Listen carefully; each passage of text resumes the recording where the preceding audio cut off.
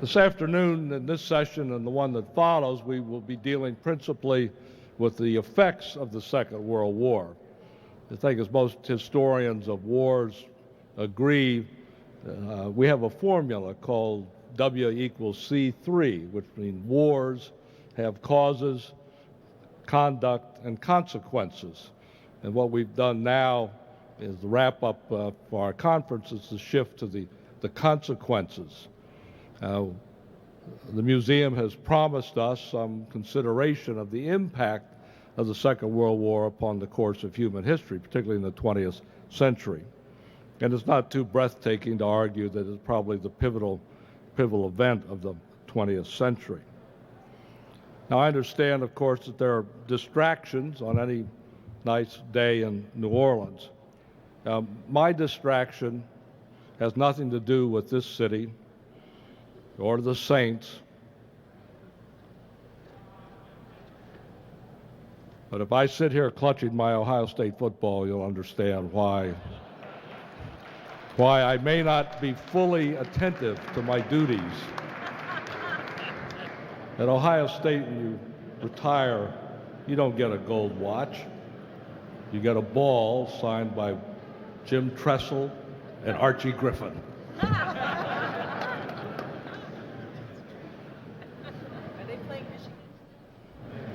I want to very briefly introduce our three panelists. From nearest to my right, up to the side, I'd like to introduce Dr. Raina Pennington, Professor of History at Norwich University, former career Air Force officer. If you remember the movie Top Gun, Kelly McGillis, well, Raina did that kind of work for the Air Force in Red Flag. So she's a Soviet aviation intelligence expert, and very, very knowledgeable. She's written one great book on participation of Soviet women in World War II. It's edited and written an encyclopedia, and now embarked on other large projects related to women's participation in the military. Next to Raina is Jeffrey Gray, Armed Forces Defense Academy in Canberra, Australia. Jeffrey spends so much time in the United States we forget he's not a citizen. But he is a bona fide wunderkind, Australia's Steve Ambrose, in a sense, Moira. You know, just kind of went up fast. And bona fide expert, written on history of the Australian Army, written about Vietnam and Korea and World War II, and written about Commonwealth forces. I'm glad to say that Jeffrey and I are good friends, and he promises me that we will make a return trip to Gallipoli, which we've seen, in the year 2015. And he's even promised to wheel my wheelchair around when we get there. I can tell you that if we go to Anzac Cove, that's going to be a hell of a job getting up that hill. On my far right is Professor Rolf Steiniger from the University of Innsbruck, acknowledged expert on modern German and Austrian history. His most recent book is another one of those things about the Korean War I can't read because it's in German, but nevertheless he's an acknowledged scholar on many phases of Cold War history. So we're certainly delighted to have such a qualified group of experts. We're really sort of the warm-up act, you know, think of us that way, as the next group when we bring the great savants back, of course, of which I include myself, but reluctantly. Nick, I really want to go watch the damn ball game. I don't know why I have to. Okay. All right, Raina, please, if you'll start. I get to start.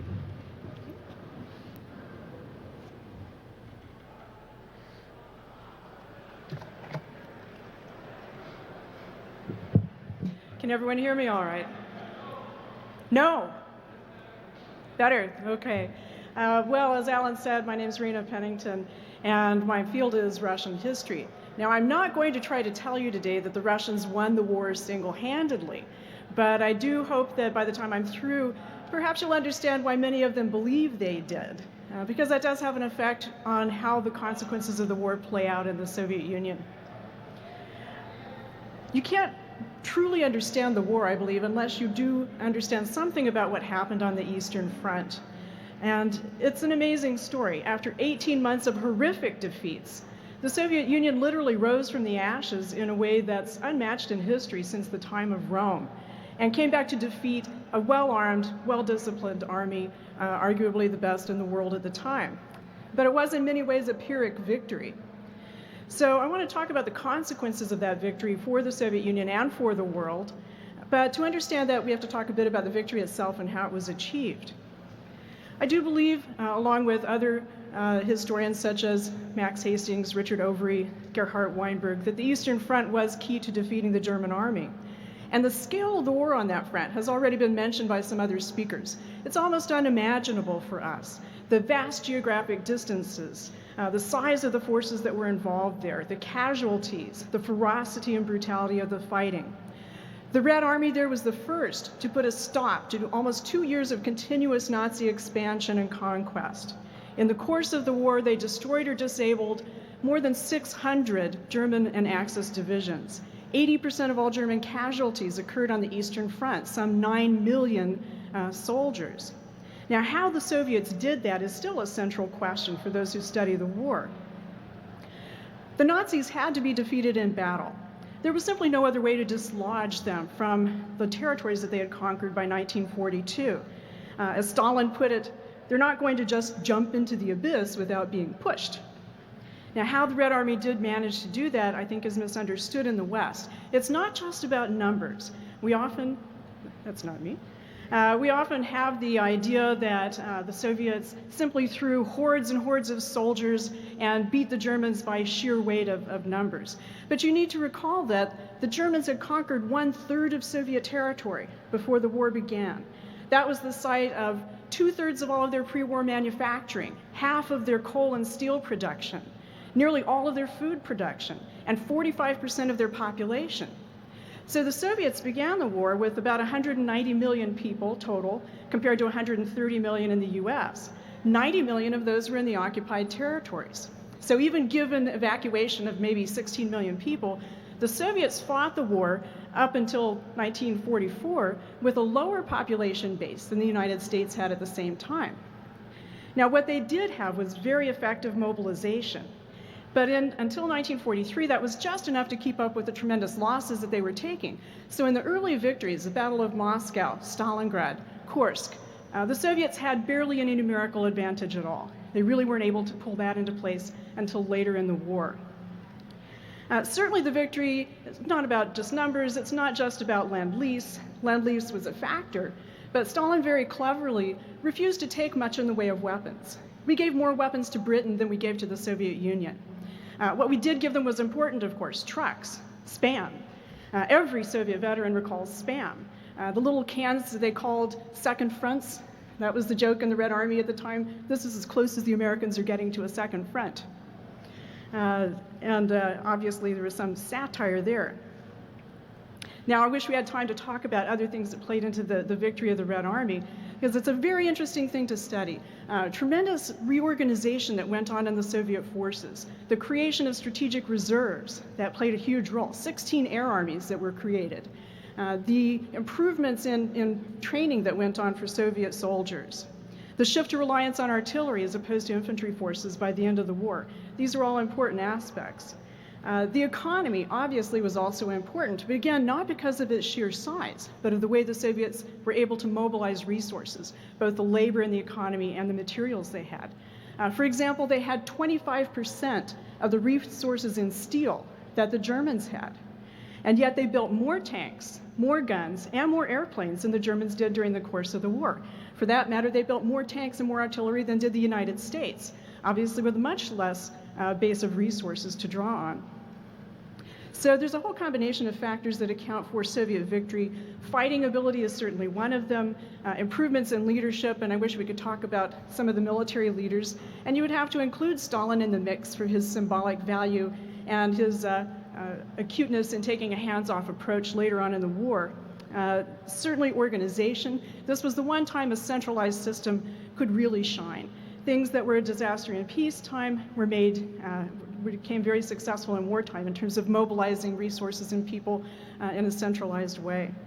Now, all of that, and of course the people's almost incomprehensible will to win and endure through terrible circumstances, helped to explain the Soviet victory.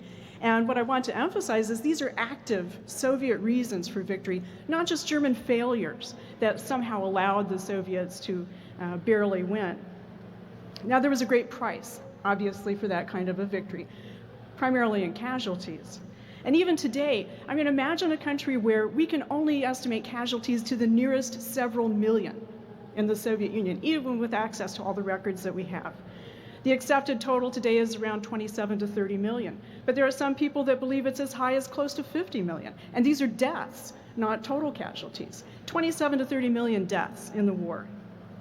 More people died on the Eastern Front than in all the other theaters of the European war combined. Twice as many civilians as military people died in Russia. I'm not going to go into all the Army statistics, but it's interesting that 1 out of every 4 people mobilized into military service died in the war, out of some 34 million mobilized. 3.7 Soviet soldiers died for every Axis soldier who was killed. Soviet military deaths were more than 30 times the rate of those of the United States. So it's an astonishing number of casualties, was one price the Soviets paid for this victory. Material devastation of the Soviet Union was immense. A large geographic area involved in occupation and battle over the course of many years. 70,000 villages and 1,700 towns were destroyed. 32,000 factories. 1/3 of all Soviet national wealth was expended in the course of the war. 25 million people were left homeless at the end of the conflict, and there were nearly 3 million invalids from the army. So the Soviet system had to be completely reconstructed, and it took almost 10 years to accomplish that at the end of the war. Now you add into that things like coercive policies to incorporate people in the newly conquered territories in the Baltics and in the Eastern European countries that were dominated. You add forced repatriation of POWs and emigres and forced laborers, some of whom did not want to return to the Soviet Union. So what you have is victory but not freedom in the Soviet Union. And Richard Overy stated this best when he said, "Victory did not bring in its wake the promise of a better, freer future. That was reserved for the defeated Germans and Japanese. But instead it plunged the Soviet people into a second dark age." So that was part of the immediate consequence of the war. Now there were some interesting political consequences as well. The vindication of communism as a viable political system. Those who had begun having doubts in the 30s felt that the war proved the strengths of communism. Many Russians truly believed that if it had not been for Stalin's harsh policies and collectivization and industrialization, the Soviet Union could never have bounced back in the war the way that it did. And at the time, Hitler seemed to them an infinitely greater evil than Stalin. They truly believed that they were fighting not just for the motherland, but for humanity. As someone mentioned yesterday, that Americans believed they were fighting for the good of humanity. So did many Soviets. After the war, a mantra would be taught to Soviet school children, and it definitely influenced the thinking of many people.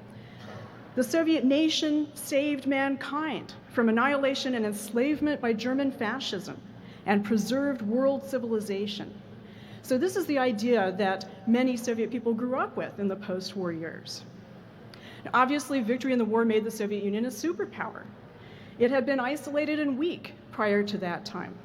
It was the military buildup during the war, and of course its occupation of various territories, political victory over the Nazis, that gave it international status almost equivalent to the United States. So the great paradox of the Second World War is that in one sense, democracy was saved by the exertions of communism. Now this all, of course, led directly to the Cold War, and this bizarre realignment of the former Axis states with the United States against the Soviet Union almost immediately after the war. I want to talk briefly about the way that Soviets remember the war, the memory of the war. We've talked about that some in this conference, and we all know how important it is to ourselves, our understanding of the war, and those who were in the war, your memories of the war. In the Soviet Union, almost half of all people had direct experience in the war, were either in the service or lived in occupied territory. So the memories of the war, the way the war was recalled, was a very important thing to them. Immediately after the war, there was a curious lack of attention. Under Stalin, everyone was absorbed with the reconstruction process. Stalin wanted to minimize the roles of the great military leaders and play up his own role. So not much was actually produced on the war in the first 10 years. There was an official casualty figure put out at that time of 7 to 8 million deaths in the war. And that was all that Stalin would admit to, 7 or 8 million. Now that began to change under Khrushchev. And in the thaw of 1956, his famous efforts at de-Stalinization, we see the beginning of a cult of the Great Patriotic War, as the Soviets referred to it. This was the first time some negative aspects of the war were discussed, but only in connection with being Stalin's fault. So some failures could be blamed on Stalin. But overall, the cult was used to promote an image of national harmony and unity, to try to bring together people, because it was traumatic to admit that the great leader, Stalin, had been fallible, had been a flawed leader of the Soviet state. And the state desperately needed myths to legitimize its mandate to rule. So they retained the cult of Lenin as one of those myths, and they developed the cult of the Great Patriotic War as the second foundation myth to replace the cult of the personality that had surrounded Stalin. This cult of the war really accelerated under Brezhnev. So 1965 to 85, we see 2 decades of this full-blown cult of the war. This is the period when most of the memorials are built, when certain odd rituals are incorporated into Soviet life, such as newlywed couples going to a war memorial to place flowers before they go to their wedding reception to remind them of their debt to the state. So we see throughout this intense commitment to the memory of a just war, and not just a just war, but a glorious war, one that admits no failures. So there were many forbidden topics in the memory of the war, and in a state with censorship, it was easy to keep those things hidden from public discussion. You can imagine what most of those topics were. The effect of the purges on the Red Army on the eve of the war obviously was forbidden. Any instance of chaos, retreat, desertion, surrender during the course of the war.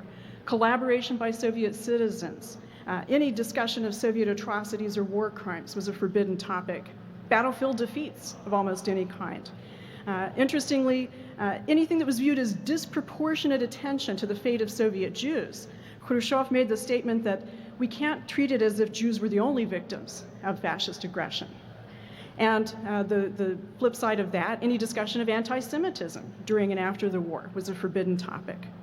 The real cost of the war in lives in terms of casualties, any discussion of trauma or psychological issues was not addressed, and the treatment of invalids. Some 3 million invalids, many of whom had no family or were homeless, were carted off to colonies in the far north to remove them from public life.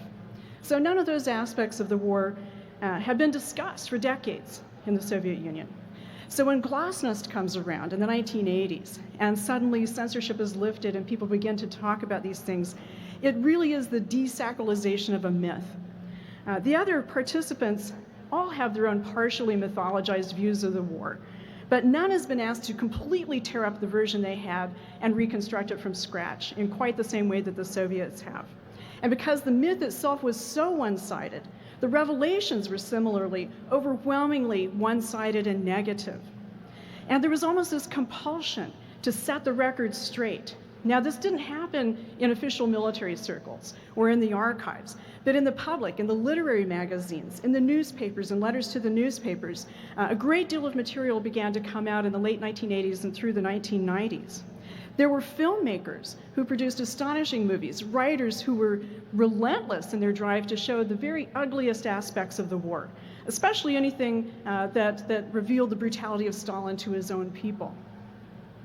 Now, every country's done things it's not proud of in wartime, but no other country, except perhaps Germany, has had to examine those acts in such an intense and public way as the Soviet Union. And the difference for the Soviets is many of those acts were against their own people, not things committed against others.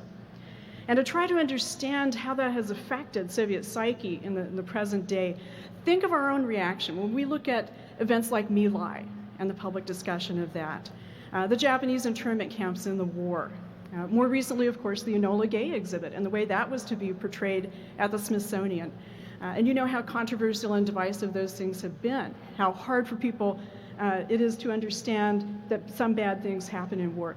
So multiply that reaction by 10 times, 100 times, to begin to understand the profound disillusionment that occurred in the Soviet Union in the recent years.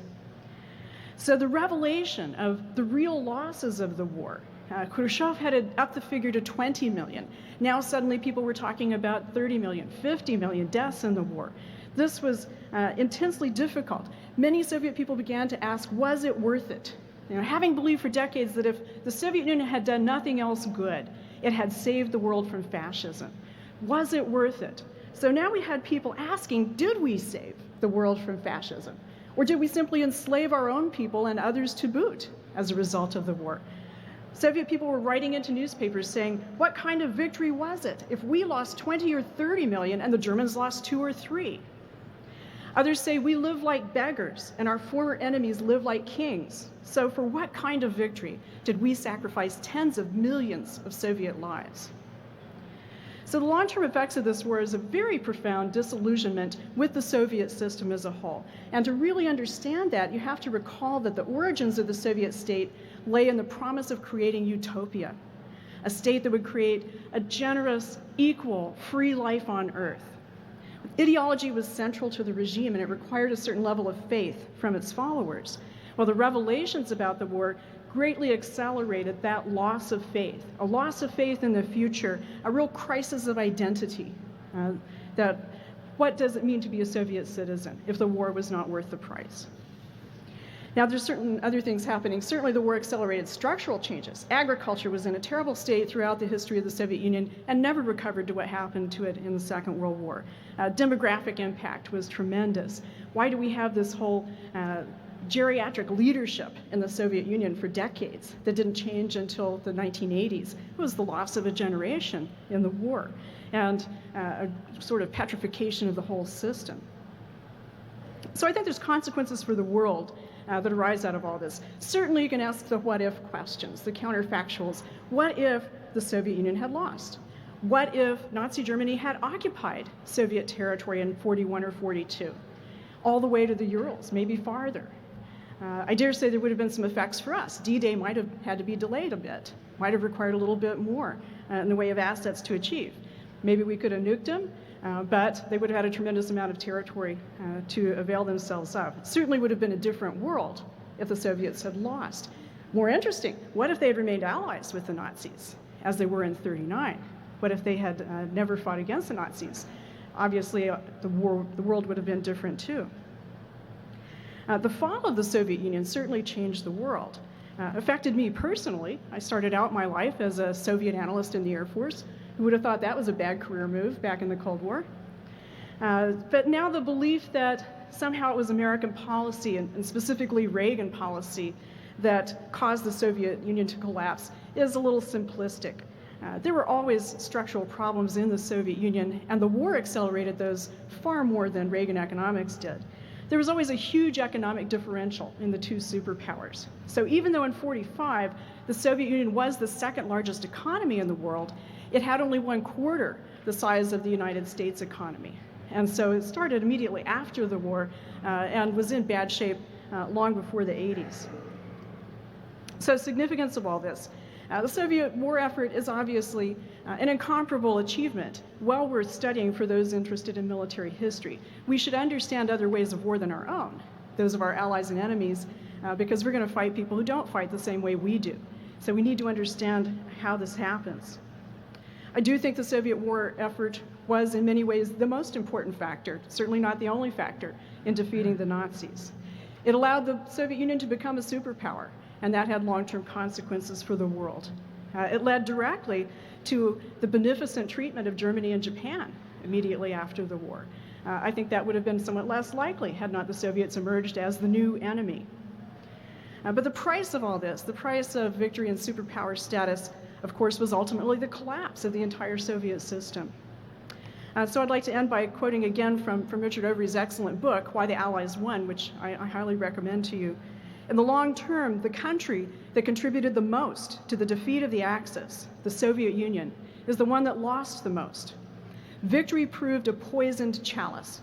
The Soviet people did not win freedom or prosperity, but their sacrifices made it possible for all the other warring states to enjoy them both. Thank you.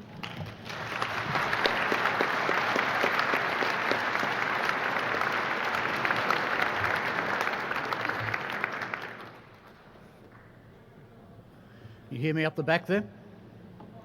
Yes? Yep, good. You'll all be pleased to know I've left the crocodiles at home. In 15 minutes, I'm going to generalise wildly, and I'm well aware that there is an exception to be made to almost everything I'm going to say. Finally, I had put a PowerPoint presentation together, which I hadn't factored in this beautiful glass wall, so I'll break the first rule of PowerPoint by reading the very minimal texts that are on the screen there into the presentations in order that those of you who are having trouble seeing it can follow me. I want to begin with three broad propositions. The first is that the end of the British Empire was laid in the Great War, that of 1914 to 1918, but that the Second World War, to paraphrase a statement of Winston Churchill's, confirmed the beginning of the end.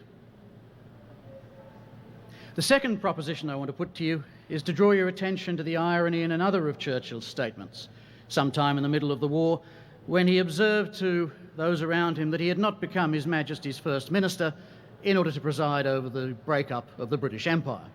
And yet, indeed, that is exactly what the Second World War ensured. And finally, and here's the soundbite, if I was to reduce the strategic dilemma of Britain in the Second World War to a single sentence, it would be this: Britain was a one-hemisphere power called upon to defend a two-hemisphere empire. To understand a little of the impact of the war upon Britain and the empire and its dissolution, you need to understand just a little about the architecture of the empire. It reached its greatest extent, in fact, not in the 19th century, but in 1921. At the end of all the treaties and deals that were done at the end of the First World War. Broadly, there were two types of entities within the British Empire. There were the colonies of settlement. These became, by the beginning of the 20th century, the dominions. They're sometimes referred to as the Old Commonwealth: Australia, New Zealand, Canada, Newfoundland, South Africa. Britain, alone of the colonising European powers, had been successful in ensuring that significant proportions of the metropolitan population actually moved to the habitable parts of the empire and stayed there. The French, the Germans, the Dutch never achieved that. The second entity within the empire was what were known as colonies of dependence, which was basically everybody else. I said there was always going to be an exception to what I have to say. The great exception to that characterisation is, of course, British India, which was neither a dominion nor a dependent, but occupied a unique constitutional position within the empire, and one which caused the British government considerable problems during the Second World War. Let's talk about the dominions first. The dominions, to begin with, and indeed throughout the war, funded their own war efforts entirely. They also provided considerable economic and other support to the United Kingdom. The constitutional relationships that had evolved between the dominions and Britain had, of course, occurred long before the Second World War. They had been placed under considerable stress between 1914 and 1918, but there were also all sorts of issues within their own national histories, quite independent of the two world wars, which dictated why the relationship between Canada and London, Australia and London, would take the form that it did during the greatest war of the 20th century.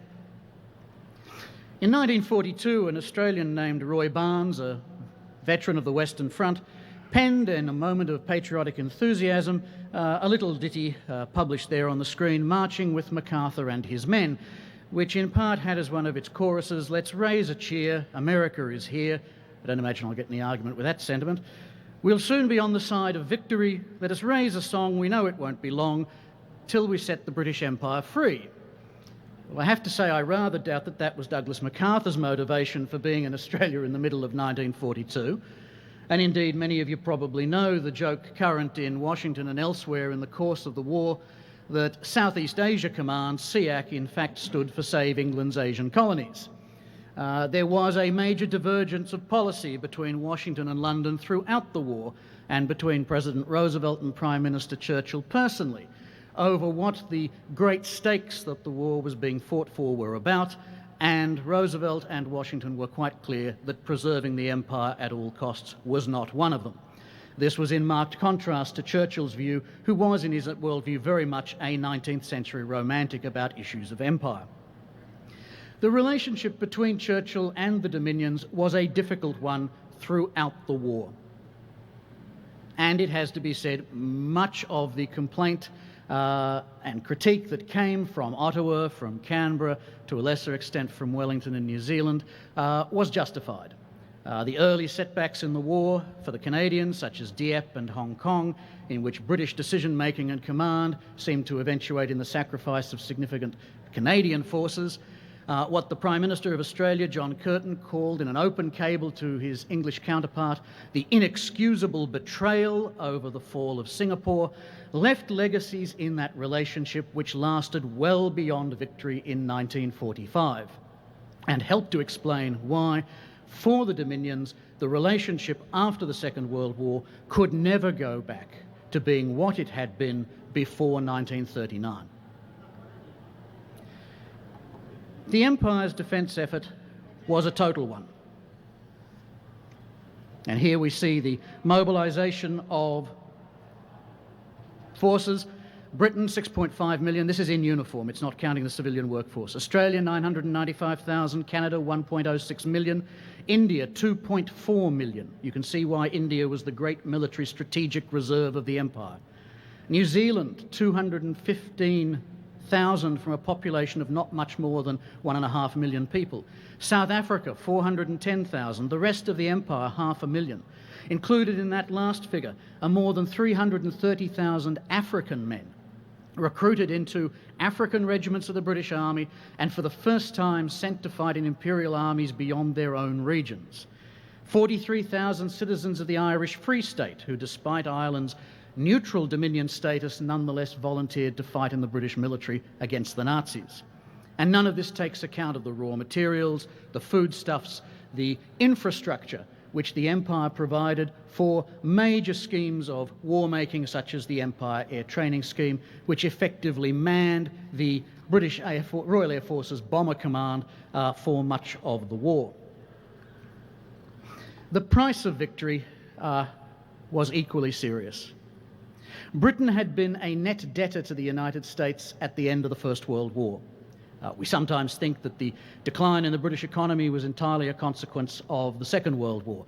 The Second World War catastrophically confirmed a situation which had already become quite obvious to governing circles in London in the early 1920s. By the early years of the Second World War, Britain was essentially bankrupt. That's why you guys came up with Lend-Lease. It's why Churchill and Roosevelt brokered bases for ships. It's because the British Exchequer no longer had the financial means to continue waging the war. John Maynard Keynes, at the end of the war, said that without exaggeration and without implying that we should not recover from it, famous last words, the war had been for Britain a financial Dunkirk. And worse was to follow. As part of the relationship that evolved in the latter years of the war between the United States and Britain and her empire, the Americans resolved upon a fundamental remaking of the international economic order, determined, as were the leaders of most Western liberal democracies at that stage, to avoid a return to the appalling economic conditions of the Depression and the 1930s. Part of that process was given expression in a series of agreements signed in 1944 at Bretton Woods, which led to the reworking of that economic order. One of the sub-clauses of the Bretton Woods Agreement was a very reluctant acceptance on the part of the British government that at the end of the war they would convert sterling. The British Empire was a closed economic system until 1947. That is to say, sterling was not a convertible currency. This was quite deliberate because it maintained a system of economic trade preference within the empire, from which Britain, of course, primarily benefited.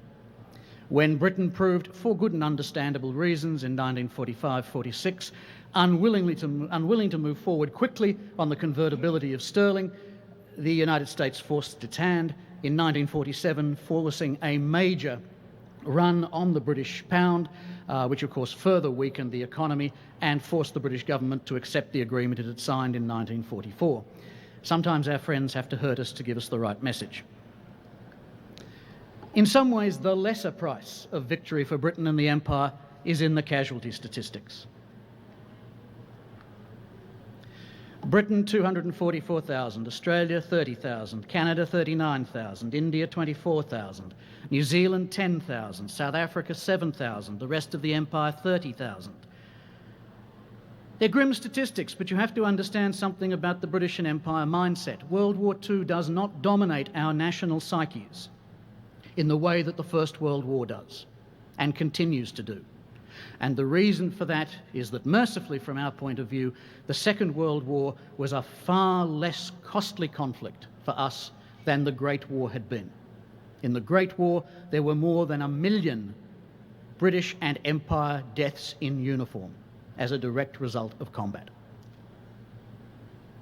For the sort of experience that the Soviet Union went through, which Rainer has just been talking about, Britain and its empire in a real and comparable sense went through in a previous generation. And the Second World War does not scar our psyches, nor deserve as much and receive as much respect and attention as perhaps it should obtain for that reason. What then were the fruits of victory, if any? Independence agitation in India had been a fact of life politically since the early 1920s. In 1942, unwillingly to be brought off again by what they saw as a worthless offer, Gandhi and the Congress movement began to agitate again for the Quit India movement. And the British had a considerable job in the rear areas of India while they defended it from Japanese invasion at the gates of India in the Burma campaign. The independence of India, whatever Churchill liked to believe, was a foregone conclusion, and it quickly followed victory in 1945. Perhaps less obvious, though something that the French were to note in their own African colonial possessions after Dien Bien Phu, the experience of all those young African men serving as soldiers in units of the British African Army in places like Burma radicalised them politically. And when they returned to their countries, to the Gold Coast, to Nigeria, to what would become Kenya and so on, they brought back radical political ideas about independence and self-worth and equality, which it would not be possible to shake for long. The distinguished British historian Christopher Thorne has made the point that the British Empire in the Far East, and indeed I would add everywhere else, depended on prestige. As a result of the Second World War, this prestige had been completely shattered. To put it bluntly and slightly glibly, in Asia at least, brown people had seen yellow men defeat white men in battle, and the implications of that could not be argued away or wish fulfilled. The simple fact was that the Japanese success in Southeast Asia in 1942 meant that the European colonial empires, whether British, French or Dutch, could never be reconstituted in the manner in which they had been before the advent of the war. The loss of India precipitated, whatever Churchill might have wished, the unravelling of the British Empire. As early as 1957, a British government was already talking formally about withdrawal of Britain's presence from east of Suez. And although Cold War tasks postponed that throughout the late 50s, throughout the 1960s, and into the very early 1970s, by 1971-73, it had become a reality. It's a commonplace, therefore, to speak of the Second World War as marking the end of Britain as a global power. And that, I think, is an unarguable proposition.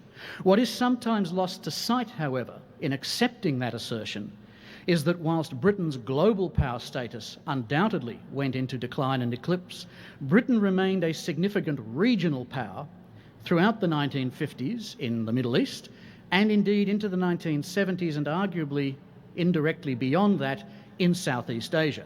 Certainly, successive American administrations thought so while they were grappling with the problems in Indochina during the Vietnam War.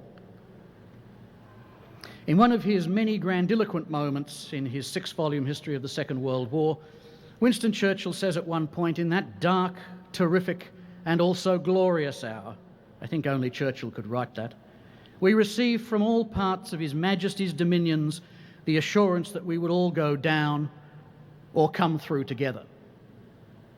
For Churchill, of course, and for those of his inclination, the Second World War confirmed the bonds of empire. 2 great imperial armies, the 8th in the Mediterranean, British, Indian, Australian, New Zealand, South African, and ultimately Canadian. The 14th in Burma, the last great campaign of the old British Indian Army, with major augmentation from Africa as well. But this was an Indian summer. It was not a pointer to the way forward but a harking back to things that had been and which could not be again. And despite the fact that even in the early 1950s, when he returned to office as Prime Minister, Churchill was wont to speak romantically and fondly of the 70 millions of the British race as adding their weight in the Cold War deliberations of his day, he was lumping in a group of people with a shared heritage, culture, history and outlook, but alas now with very different and divergent futures. Thank you.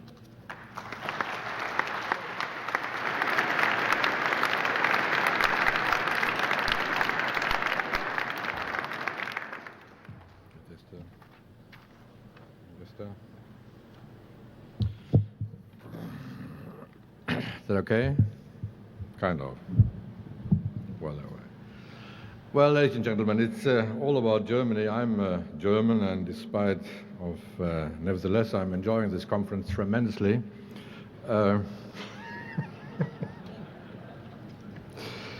Well, one of the most important questions, maybe the important question during the war, was what to do with Germany. What to do to make sure that these bloody Germans, excuse me, not busy, these bloody Germans would never be able to start another war of aggression.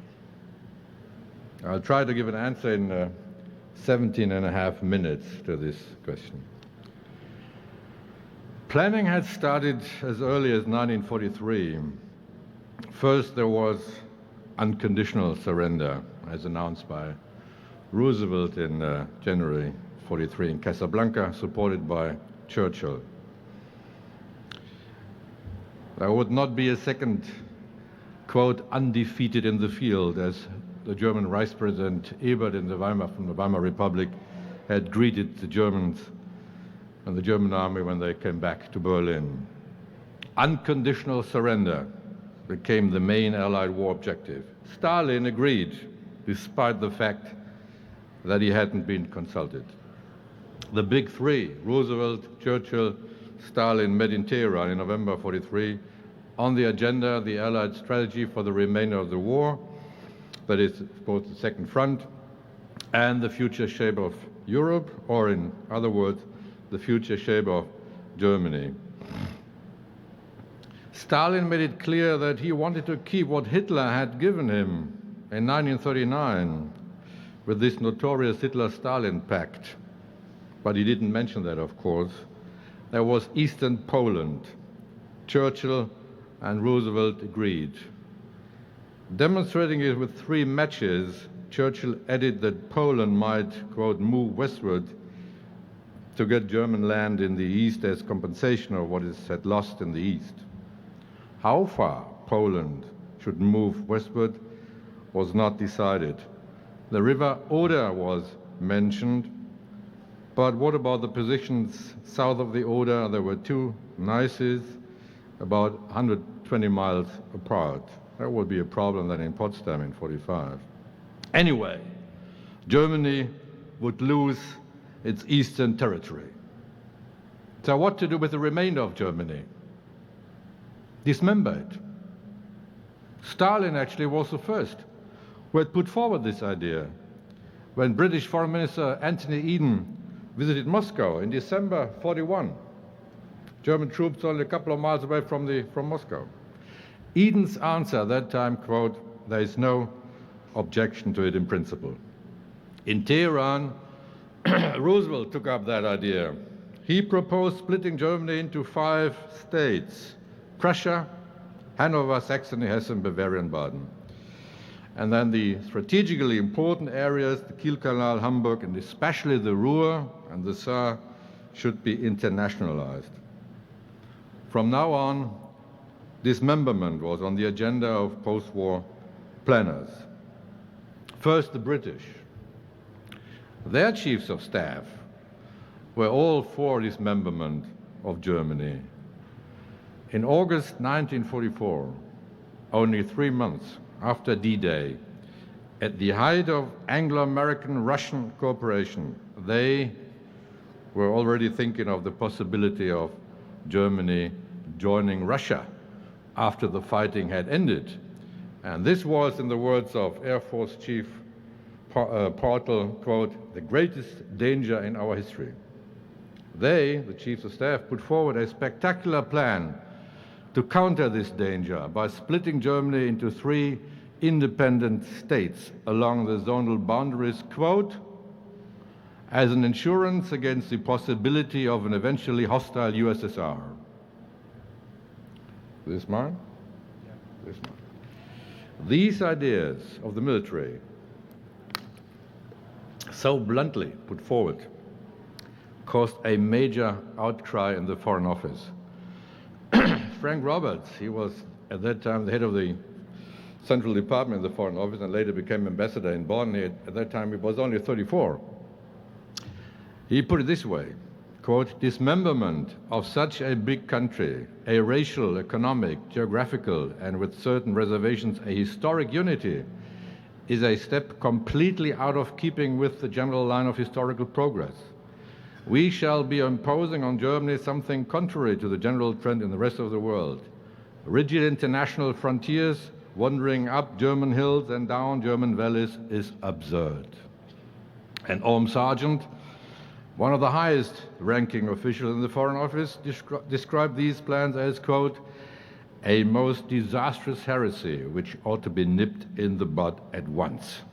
And Anthony Eden, in his answer to the chiefs of staff, very bluntly demanded that, quote, such a conception should be avoided like the plague, and a general warning should be given against indiscreet talk against Russia. He, Eden, was convinced that at least for the next 20 years, relations with the Soviet Union would be friendly. The idea of the military to find in West Germany an ally as a part of an anti-Soviet bloc seemed to him little less than fantastic. Eden, quote, it is worse than that. It is playing with fire. If he had only known. At the Yalta conference in February 45, it was Stalin who took up the dismemberment idea and suggested that, quote, the time had now come to take a definite decision on the subject. Churchill said in principle all were agreed on dismemberment, but the actual method was much too complicated to settle in 5 or 6 days, so they set up the so-called dismemberment committee. And there the British did all the planning, not the Americans, not the Russians. And when in March the British came up with a plan, 5 new German states, independent new German states, the Russians said simply no. Eden regarded this change as extraordinary, and he described the Russians as a, quote, bewildering people. The problem between the British chiefs of staff and the Foreign Office was nothing compared with the bitter controversy which had erupted in August 44 within the US government. On the one side, State and War Departments, on the other, the Secretary of Treasury, Henry Morgenthau, and in between, at least for a while, F.D. Roosevelt. Morgenthau, a leading Jew, I will go into that to explain his ideas about Germany. He condemned the handbook prepared by the army, which provided for the, quote, gradual rehabilitation of peacetime industry and a regulated economy. Sometime in the future, Germany could again become a member of the civilized world. This was soft peace to Morgenthau, allowing Germany, quote, to wage a third war in 10 years. Roosevelt concurred that Germany should be dealt with roughly. Quote, every person in Germany should realize that this time Germany is a defeated nation. We have got to be tough with Germany, and I mean the German people, not just the Nazis. You either have to castrate the German people, or you have got to treat them in such a manner so they can just go on reproducing people who want to continue the way they have in the past, unquote. The handbook was withdrawn, and with Roosevelt's support, Morgenthau prepared his own plan, the so-called Morgenthau Plan. He wanted to settle the German question once and for all. Germany should be, you probably know that, reduced to a deindustrialized agrarian country, The Ruhr, the, quote, cauldron of wars, totally dismantled or destroyed, never again become an industrial area. The mines should be flooded. The population should migrate or be transferred to new occupations having no military potential. Stimson and Hull vehemently opposed these ideas. Stimson compared this plan to Germany's ruthless occupation policy, quote, "It would be a crime against civilization itself." We all know, you all know what happened at the Quebec conference in September. Roosevelt and Churchill agreed on this plan to, quote, and this is the official record of that conversation, quote, "to convert Germany into a country primarily agricultural and pastoral in its character." Morgenthau's success was short-lived. The plan was leaked to the press and public opinion and changed Roosevelt's mind. He admitted to Stimson that he had, quote, pulled a boner with the plan. But the Quebec episode had a disastrous consequence. Roosevelt refused to make any final decision on Germany, no more plannings. On October the 20th, 1944, he told Cordell Hull, quote, "I dislike making detailed plans for a country which we do not yet occupy." And with regard to the European Advisory Commission, he said, the fact it's advisory and that you and I are not bound by this advice. So there was no planning on the American side, and this at a time when the first major German city, Aachen, was taken. And there was still Morgenthau, Roosevelt's friend, a neighbor. On January the 10th, 1945, he urged FDR, quote, "The German people have the will to try it again." And with regard to Russia, quote, "There's nothing that I can think of that can do more at this moment to engender trust or distrust between the United States and Russia than the position this government takes on the German problem." Roosevelt's answer, postponement of final decision.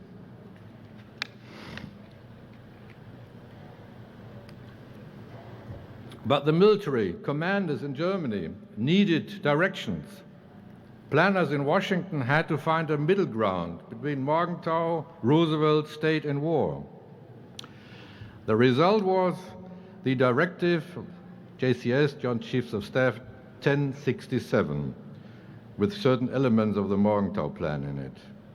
The basic objective were as follows, quote, "It should be brought home to the Germans that Germany's ruthless warfare and the fanatical Nazi resistance have destroyed the German economy and made chaos and suffering inevitable, and that the Germans cannot escape responsibility for what they have brought upon themselves. And to make it crystal clear, Germany will not be occupied for the purpose of liberation, but as a defeated enemy nation. And be firm and aloof, strongly discourage fraternization." For that purpose, the Signal Corps produced so-called orientation films. Number one is called "Your Job in Germany." And this is the most famous or infamous of all. The message was simple. It reminded the occupation forces that, despite calm, militarism is just beneath the surface in Germany. So, quote, "The German lust for conquest is not gone, and the Germans are not our friends, and every child is a potential Hitler." At the end of the war, everybody hated the Germans. When, for example, the concentration camp Dachau was liberated, a GI wrote home, quote, "Now I know what I've been fighting for." Germany surrendered. The occupation forces were confronted with a defeated nation on its knees.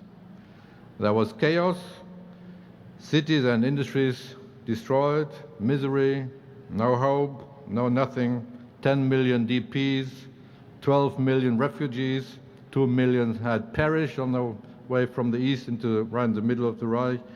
No snipers, according to Rooney, there were no snipers. No snipers, no werewolves, and no sectarian violence. Germany was finished. After seeing the rubble of Cologne in April 45, John McCloy wrote in his diary, quote, "No one of Germany's enemies could wish for a more complete side of destruction." And Harry Hopkins noted Germany is a second Carthago. So what to do with this kind of Germany? In the directive JCS 1067, there was no more pastoralization, this Morgenthau business of the German economy. There were harsh regulations, but the commanders had the liberty to act on their own if the purpose of the occupation were threatened by, quote, disease and unrest. General Lucius D. Clay, they came from the founding father of West Germany and all this kind of stuff. He didn't actually like the Germans in the beginning. He was the man on the spot. He started out interpreting JCS 1067 rather literally, but then found out in practice that the directive wouldn't work. And I like the story they tell in Bavaria during the early occupation, early in 46, I believe. The Americans withheld grain from the breweries because there was a grain shortage and it was needed for bread and food. However, without their beer, the Bavarians wouldn't work. So things were at an impasse until someone brought into the American general a piece of paper citing a leading German chemist and a dietitian that in Bavaria, beer was food. It was pointed out to the general that under the disease and unrest formula of the directive, opening the breweries was needed to stave off unrest. So the problem was solved. The practical aspects won out. The breweries opened, the people went to work, the rubble was cleaned up. You could call that the pragmatic approach to rebuild the country. Nobody asked about the Nazis. But there were the four big Ds. There was denazification, decartelization, decentralization, democratization, and then re-education. Teaching the Germans democracy. American style in the West, Russian style in the East. The Germans, or to be correct, the West Germans were lucky that Roosevelt was right when he wrote to Hull in September 1944, quote, "We have to remember that in their occupied territory, the Russians will do more or less what they want." And that was exactly what happened. The Russians did what they wanted. So the war against Germany soon turned out into a war over Germany for the hearts and minds of the Germans. That was easy for the Americans and the British in the West. West Germany became an ally in this new war, the Cold War. And that was understood when Secretary of State James Burns made his famous speech, the so-called Speech of Hope, in Stuttgart in September 46, 15 months after unconditional surrender. From then on, West Germans were on the right side of history, of course on the side of the Americans. West Germany, they took the opportunity to join the Western Club and then joined NATO in 1945. The price was high. The country divided, 1/3 of it east of the Oder-Neiße, lost to Poland. Some people thought that the division of the country was the final answer to the German question, that was the price Germany had to pay for the war. We all know it was not. The final answer was given in 1990. Germany was reunited, thanks again to the United States. German history, in a way, came full circle. 45 years after the war, again, one nation united in one state.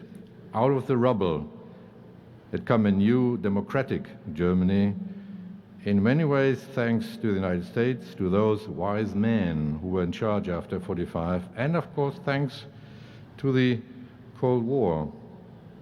45 years after the war, reunification was and still is a tough business, with almost 5 million people unemployed.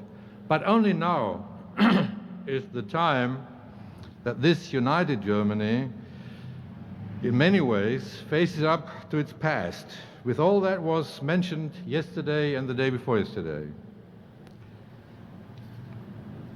You, the Americans, are celebrating the greatest generation, the good war, brave men and women fighting for freedom, no question marks. That would be impossible in Germany. The Wehrmacht wasn't fighting for freedom. We talk about the crimes of the Wehrmacht. And now some people talk about Germany as victim. We heard about this yesterday. Firebombing, Dresden, ethnic cleansing in the east with 12 million refugees and 2 million killed, etc., etc. I think that's okay. The debate is important as long as we don't forget, we the Germans don't forget who was responsible for it in the first place. And we must not, and actually we do not, forget the worst of it all, the Holocaust. Thank you very much.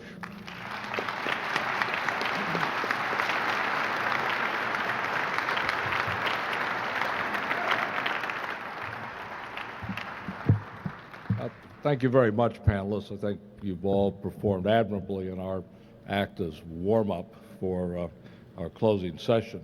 To get back on schedule and to give everyone a time to stretch and get ready for the next and final event, we'll go ahead and postpone questions and go ahead and take our break. So no quiz today. Thank you.